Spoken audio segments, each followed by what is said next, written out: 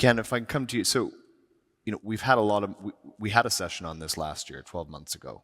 There was a lot of interest then. There's even more interest now. Take us through over the last 12 months. What has accelerated momentum in the HAPS space? Why is it getting more interest now? What's happened over that period to trigger that? I think we can point to a few important milestones in the last 12 months. One that we talk a lot about recently, Tim, is some ITU-led radio regulatory, pretty significant milestones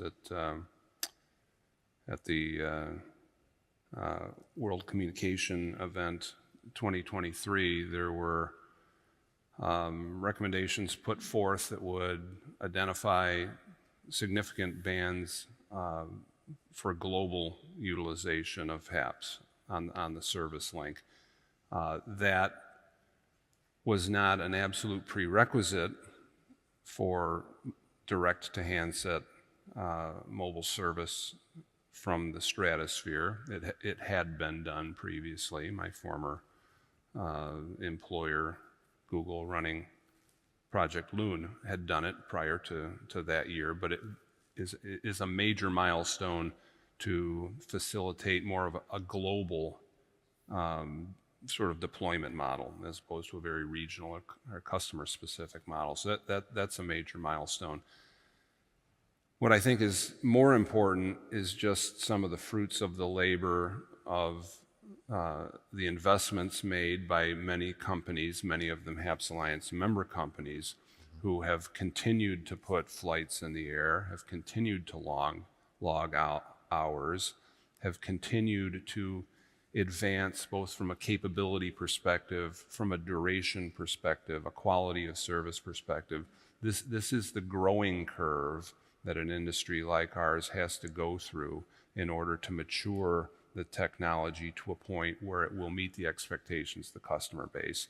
And we have three representatives here that can talk about their company's individual achievements, but collectively, again, the HAPS Alliance members and beyond have continued to prove the capabilities to successfully run tests, to do, in the case of the work between the partnership of Greg's company and Deutsche Telekom, and another one of our very important HAPS Alliance member companies, successfully creating 5G links from the Stratosphere running into the hundreds of megabits per second. That's significant. And when we get into, probably later in this discussion, some of the pros and cons and utilization capabilities of various altitudes of non-terrestrial networks, what you're going to see, what we are seeing, is that the Stratosphere, which is a fun word that we like to say, for a lot of people, it gives you this impression of really high and really far away. But guess what? The Stratosphere isn't that far away.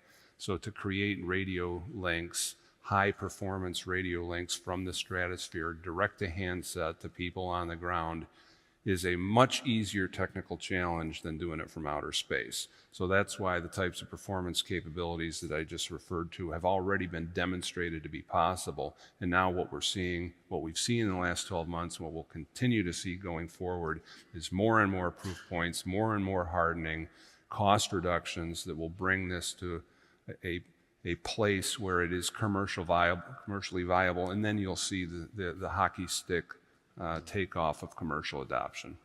Yeah.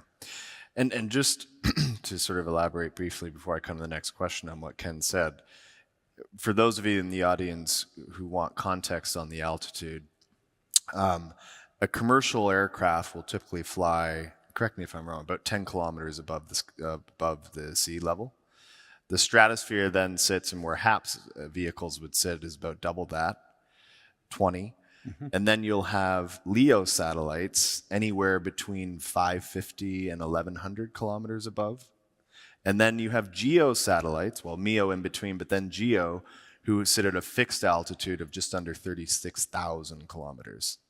So we're talking an order of magnitude closer to Earth, and that brings a lot of increase in the signal propagation just through the laws of Yeah. physics. Just Tim, put will that you there. allow me to humor myself, if not the audience, with one of my fun little geometry experiments? So this is Ken's cell phone right here. It's one I use. I've got two. But if we all spin around and look at that bright light glowing in the back of the room there, imagine that's a LEO satellite. Yeah. Imagine that's Starlink back there. The distance between Starlink and this phone is what, 40 meters back there, 50 meters? To put that into proportional scale, this is how close the Stratosphere is to my phone. So that gives you a kind of a visual sense of the difference in distance and therefore the technical challenges associated with creating any link, whether it be telecommunications or Earth observation or whatever you're trying to achieve from the Stratosphere.